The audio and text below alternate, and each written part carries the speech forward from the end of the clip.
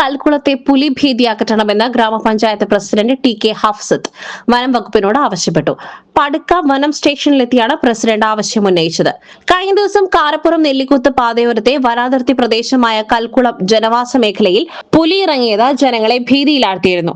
കിഴക്കേ പനയന്നാമറിയിൽ എബ്രഹാമിന്റെ വീട്ടിലെ വളർത്തുനായയെ കൂട് പൊളിച്ചു പിടിക്കുവാൻ പുലി ശ്രമിക്കുകയും പുലിയുടെ പരാക്രമം വീട്ടുകാർ നേരിട്ട് കാണുകയും ചെയ്തിരുന്നു. കഴിഞ്ഞ വർഷവും ഇതേ സ്ഥലത്ത് പുലിയുടെ ശല്യമുണ്ടായിരുന്നു.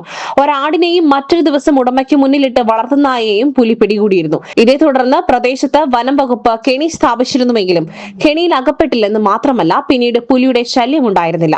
ഇപ്പോൾ ഏതാനും ആഴ്ചകളായി ഇവിടെ പുലി വീണ്ടും എത്താൻ തുടങ്ങിയിട്ട്. ദിവസങ്ങൾക്ക് മുൻപ് എബ്രഹാമിന്റെ നായയുടെ പിറകെ പുലി കൂടി. നായ ഓടി വീടിനുള്ളിൽ കയറുകയും പുലി പിറകെ വീടിന്റെ സിറ്റ് ഔട്ട് വരെ എത്തുകയും ചെയ്തിരുന്നു.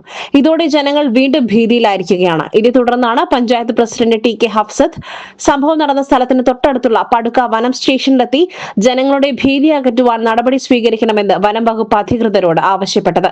വനാതിർത്തിയിലെ അടിക്കാടുകൾ വെട്ടിമാറ്റണമെന്ന് ആവശ്യപ്പെട്ട് പ്രസിഡന്റ് പടുക്ക ഡെപ്യൂട്ടി റേഞ്ച് ഓഫീസർ അംജിത്തിന് കത്ത് നൽകുകയും ചെയ്തു.